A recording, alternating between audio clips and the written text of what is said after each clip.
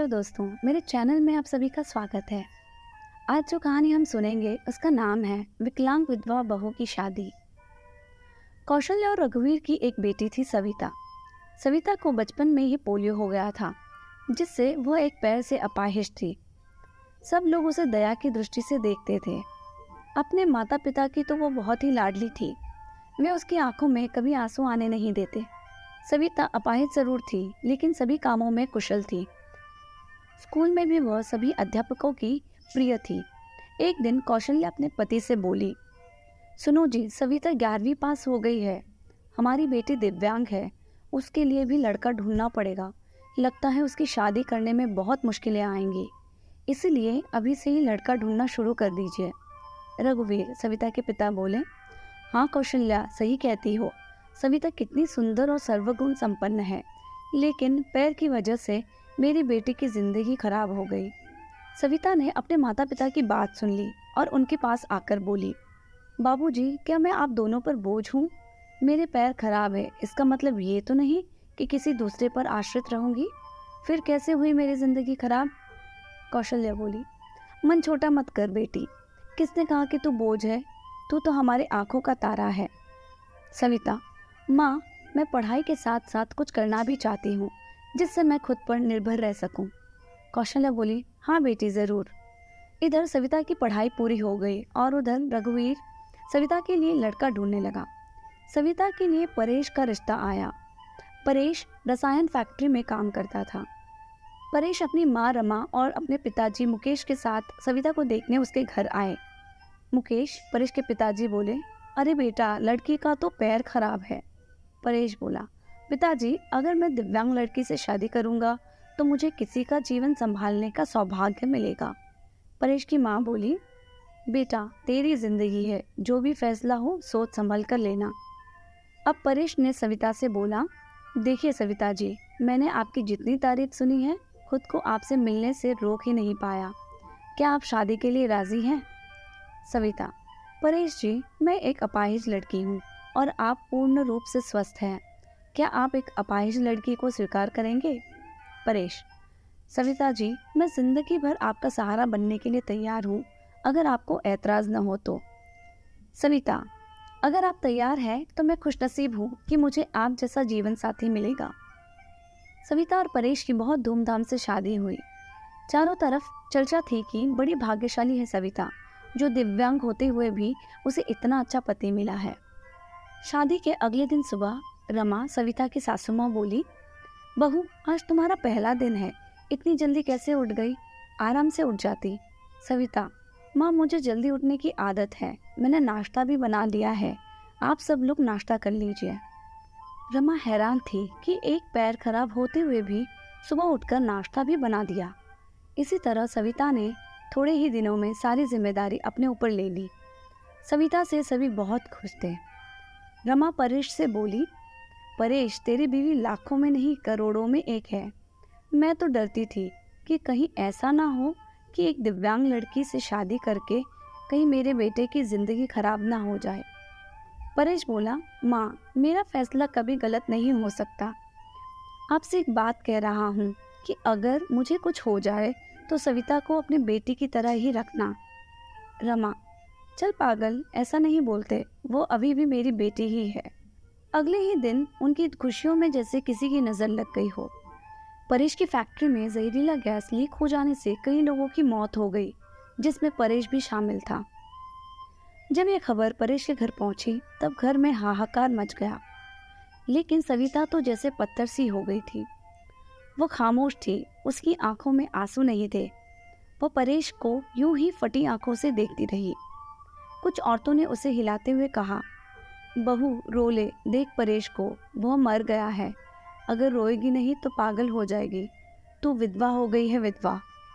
इस तरह की बातें सुनकर सविता फूट फूट कर रोने लगी। सविता रोते हुए बोली, उठो परेश, आंखें खोलो, मैं अकेले किसके सहारे जीऊंगी?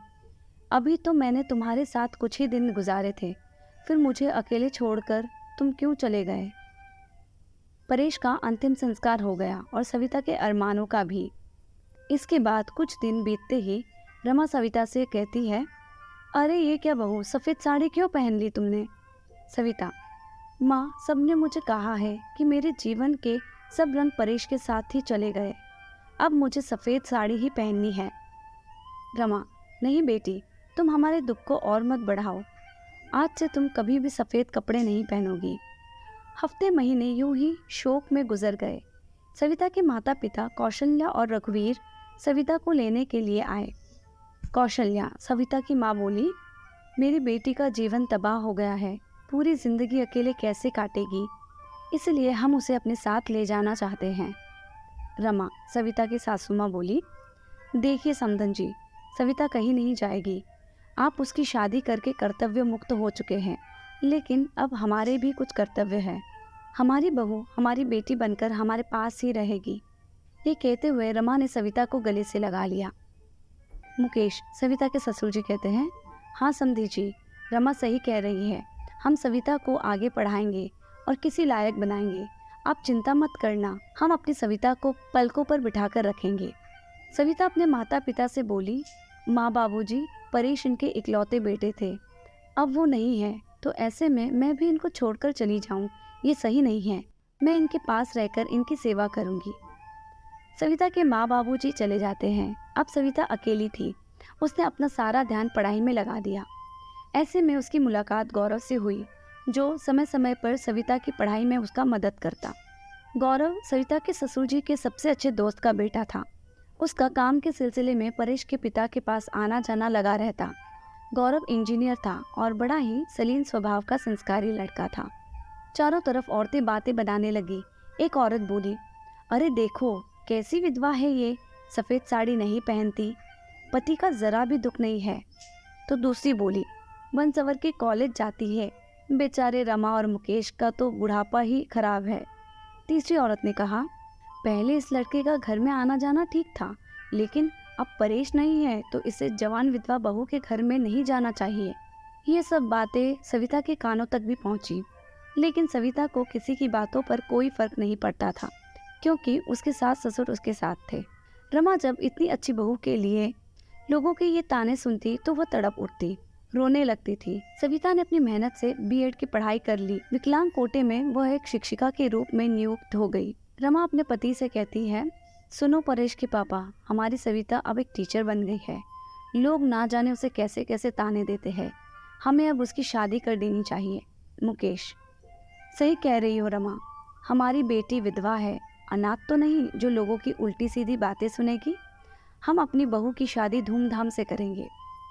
मुकेश ने जब अपनी बहू के रिश्ते की बात कुछ लोगों से की, तब लोग कहते, अरे मुकेश, तू पागल तो नहीं हो गया है, विधवा बहू की शादी करना चाहता है तू? मुकेश, हाँ, मैं उसकी शादी करना चाहता हूँ, उसकी ज़िंदगी से विधवा शब्द हमेशा के लिए मिटाना चाहता हूँ। तभी गौरव ने आकर के कहा, अंकल, अगर आप सविता के काबिल समझो तो मैं आपकी बहू से शादी करने के लिए तैयार हूँ। मुकेश, गौरव तुम? गौरव ने कहा, हाँ मैं। मुकेश कहता है, मुझे यकीन ही नहीं हो रहा कि मेरी बेटी को तुम्हारे जैसे लायक और होनहार बेटा पसंद करेगा। मुझे तुम पर गर्व है, मैं ये शादी के लिए तैयार हूँ बेटा। तभी मुकेश घर आकर सविता से कहता है, सविता बेटी, तुम जानती हो मैंने हमेशा तुम्हें अपनी बेटी से बढ़कर माना है। मैं चाहता हूँ तुम्हारी ज़िंदगी के अधूरे सपने को पूरा करूँ। मैं तुम्हारी शादी गौरव से करना चाहता हूँ। तुम्हें कोई ऐतराज़ तो नहीं? सविता बोली, पिताजी, परेश की जगह शायद ही मैं किसी और को दे पाऊँ, लेकिन आपने जो मेरे लिए किया है वो कोई नहीं कर सकता। आपका फैसला मेरी सराखों पर, जैसा आप कहे मुझे मंजूर है। फिर सविता और गौरव की धूमधाम से शादी हो गई और सब खुशी खुशी रहने लगे। ये कहानी यही समाप्त होती है। तो दोस्तों, ये कहानी से हमें क्या सीख मिलती है? हमें इस कहानी से सीख मिलती है कि हम अपने गुणों से ही जाने जाते हैं। हमारा शरीर और रंग चाहे जैसा भी हो, यदि हमारे संस्कार और गुण अच्छे हैं तो हमारे शरीर की कमियां मायने नहीं रखती। दुनिया हमें अपने व्यवहार और गुणों की वजह से ही जानते हैं और हमारा सम्मान करते हैं। जैसे विकलांग होने पर भी सविता के गुणों के कारण ही परेश ने उससे शादी की और फिर उसके सास ससुर ने भी उसे बेटी जैसा प्यार दिया। इसके बाद सविता विधवा होने के बाद भी गौरव ने उससे शादी की। यह सब सविता के अच्छे गुणों के कारण ही हुआ। इसलिए खुद को शिक्षित कीजिए और सबसे अच्छा व्यवहार रखिए। यही चीज़ें आपको दुनिया में सम्मान दिलाएगी। तो दोस्तों, आशा करती हूँ इस कहानी से किसी न किसी को कुछ ना कुछ सीख ज़रूर मिली होगी। इसी तरह की नैतिक कहानियाँ या मॉरल स्टोरीज सुनने के लिए मेरे चैनल को सब्सक्राइब करें, लाइक करें और शेयर करें। अगर सुझाव हो तो कमेंट कर ज़रूर बताएं। धन्यवाद।